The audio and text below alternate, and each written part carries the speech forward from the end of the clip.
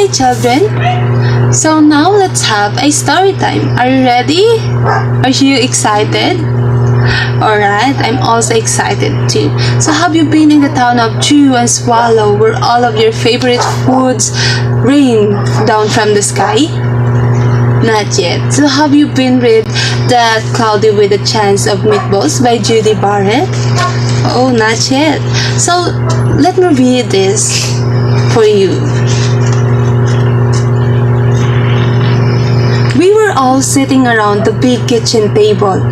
It was Saturday morning, pancake morning. Mom was squeezing oranges for juice. Henry and I were betting on how many pancakes we each could eat. And Grandpa was doing the flipping. Seconds later, something flew through the air headed toward the kitchen ceiling and landed right on Henry. After we realized that the flying object was only a pancake, we all laughed. Even Grandpa. Breakfast continued quiet and eventfully, and all the other pancakes landed in the pan, and all of them were eaten, even the one that landed on Henry.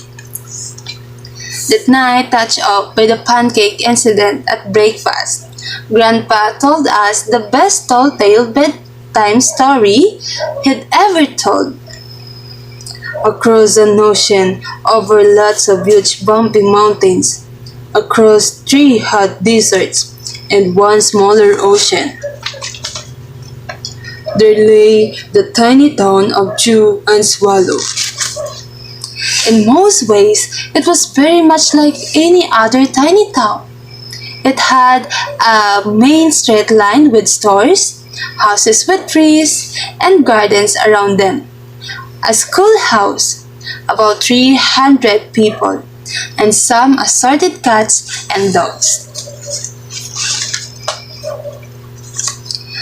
But there were no food stores in the town of Chew and Swallow. They didn't need any. The sky supplied all the food they could possibly want.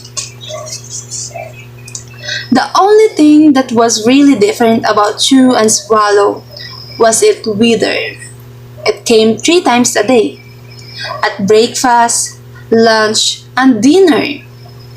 Everything that everyone ate came from the sky. Whatever the weather served, that was what they ate. But it never rained rain.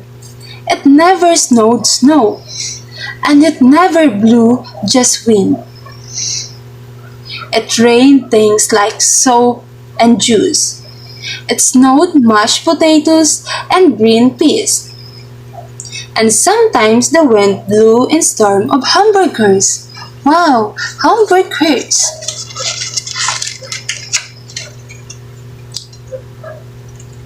The people could watch the weather report on television in the morning, and they would even hear a prediction for the next day's food. When the townspeople went outside, they carried their plates, cups, glasses, forks, spoons, knives, and napkins with them. That way, they would always be prepared for any kind of weather. If there were leftovers, and there usually were, the people took them home and put them in the refrigerators in case they got hungry between meals. The menu varied by the time they woke up in the morning. Breakfast was coming down. After a brief shower of orange juice, low clouds of sunny side up of eggs moved in, followed by pieces of toast. Butter and jelly sprinkled down for the toast. And most of the time it rained milk afterwards. For lunch one day, frankfurters already in the roost blew in from the northwest at about 5 miles an hour. There were mustard clouds nearby.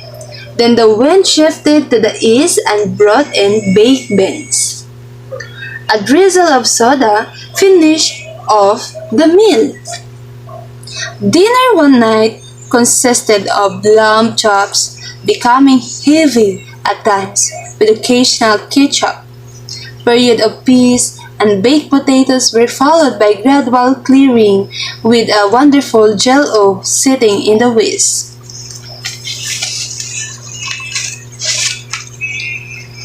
The sanitation department of Chew and Swallow had a rather unusual job for sanitation department.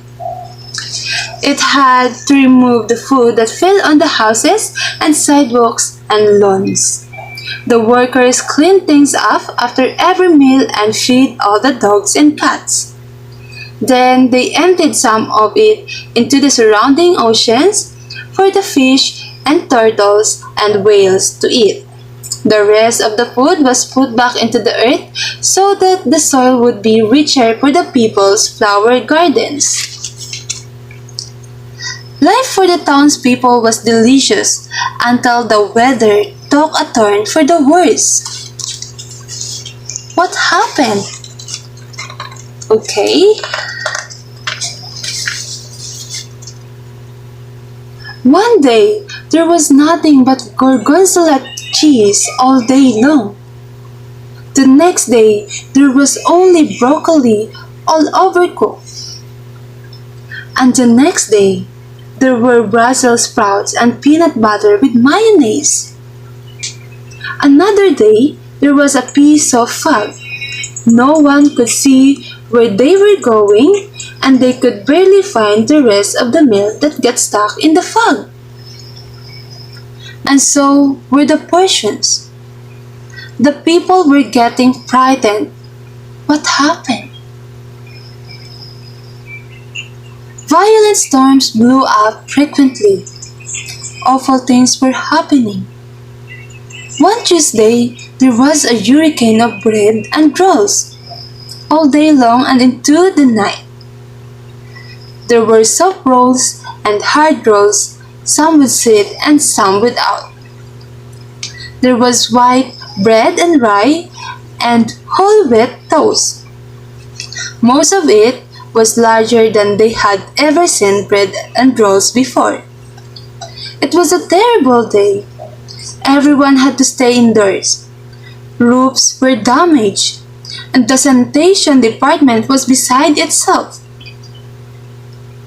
The mist took the workers 4 days to clean up, and she was full of floating rolls.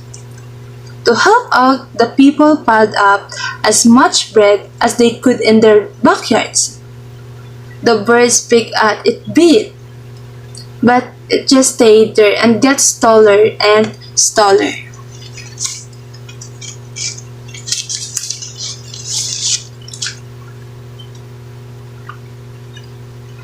There was a storm of pancakes one morning, and a downpour of maple syrup that nearly flooded the town. A huge pancake covered the school. No one could get it off because of its weight, so they had to close the school.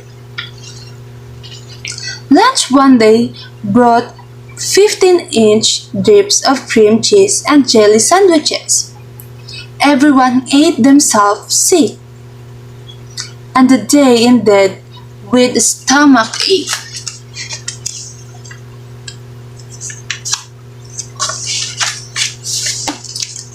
There was an awful salt and pepper wind accompanied by an even worse tomato tornado. Wow!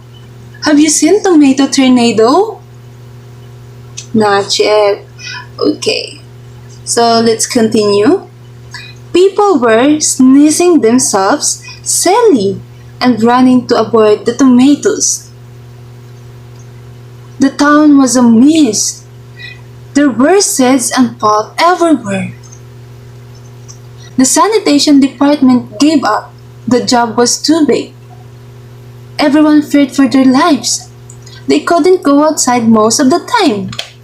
Many houses had been badly damaged by giant meatballs. Stores were boarded up and there was no more school for the children.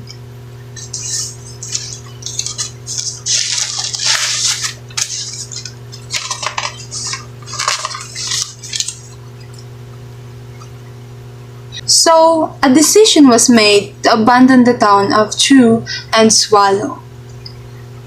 It was a matter of survival. The people glued together the giant pieces of stale bread sandwich style with peanut butter, took the absolute necessities with them, and set sail on their rafts for a new land. After being afloat for a week, they finally reached a small coastal town which welcomed them. The bread had held up surprisingly well enough for them to build temporary houses for themselves out of it. The children began school again, and the adults all tried to find places for themselves in the new land.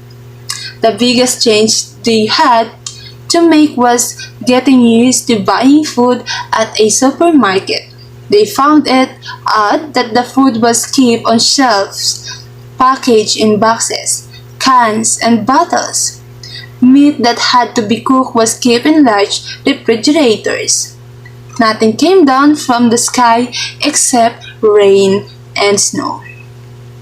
The clouds above their heads were not made of fried eggs. No one ever got hit by hamburger again. And nobody dared to go back to Chew and Swallow to find out what had happened to it. They were too afraid. Henry and I were awake until the very end of Grandpa's stories. I remember his good night kiss.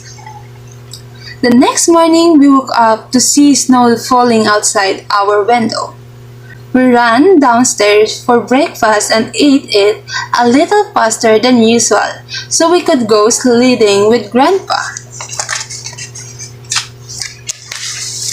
And lastly, it's funny, but even as we were sliding down the hill, we thought we saw a giant pot of butter at the top, and we could almost smell mashed potatoes.